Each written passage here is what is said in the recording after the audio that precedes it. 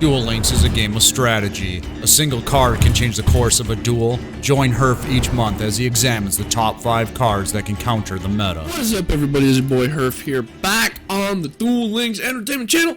And today we got top 5 techs in 5 minutes for April. So get ready, everybody, as this is just going to be fast. So as we all know that there's basically 2 decks in the format right now. It's either Dark Lords or Blue Eyes.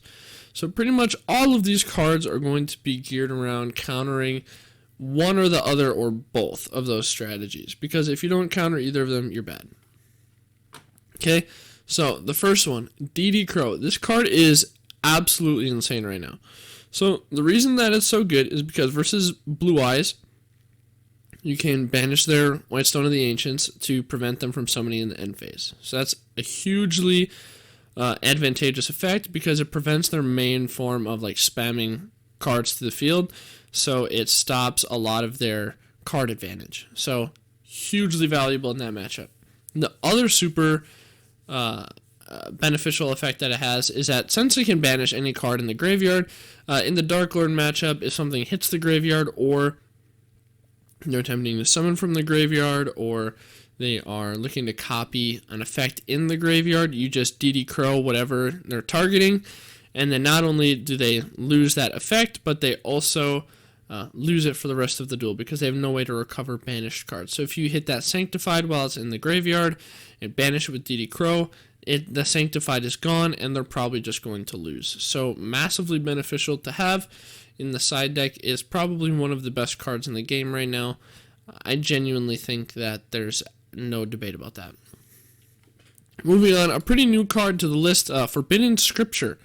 If a monster that battles an opponent's monster during damage calculation, negate all other card effects on the field until the end of the damage step. Also, damage calculation for this battle uses the monster's original attack and defense. So, what is this so good against? This is absolutely critical versus FA Dark Lords, because what you do is you swing. It allows any deck to have an out to FA Mock. So if you're unfamiliar with FA Mock, what it does is that it gets this huge attack and it's unaffected by monster effects. So if you use Forbidden Scripture, it actually will set that monster's attack to 0, as well as all of the other effects on the field are negated. So basically, because it has to use the original attack and defense, it has 0 attack, as well as all other effects on the field are negated, such as any kind of back row, as well as this is activated in damage calculation, so it's even after the damage step. So it's all just like massively, everything about this card is absolutely insane versus FA Mock. So as long as FA Mock is in the meta, this card is going to be amazing. Next card, Lightning Vortex. I don't know how much I need to say again for this card.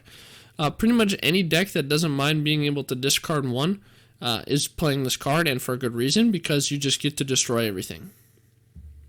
So Blue Eyes is playing it, Dark Lords are siding it, pretty much every rogue deck is siding it, just because it's so critical to be able to just blow up your entire opponent's field. It really forces the Blue Eyes player to tag out into Azure Eyes early, or there's threat of just losing their entire board. Lightning Vortex is critically important to all of this. Forbidden Chalice. I think this is an amazing card in the meta right now, especially in Harpies, because you're able to negate a monster effect on the field, as well as in Harpies, you can use your Cyber Slash to bounce the card. So if you're going first, you have a negate bounce once per turn. So if you're going against like something like Automats, they normal summon Sister, you Chalice it, it gets negated as well as it gets bounced, which is absolutely insane.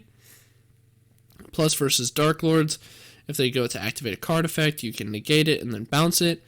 All of this is really great. And the only thing that it's not super amazing against is something like Blue Eyes, but that'll happen. Can't be great versus everything. I guess it's still good versus like alternative, but it's just not the greatest.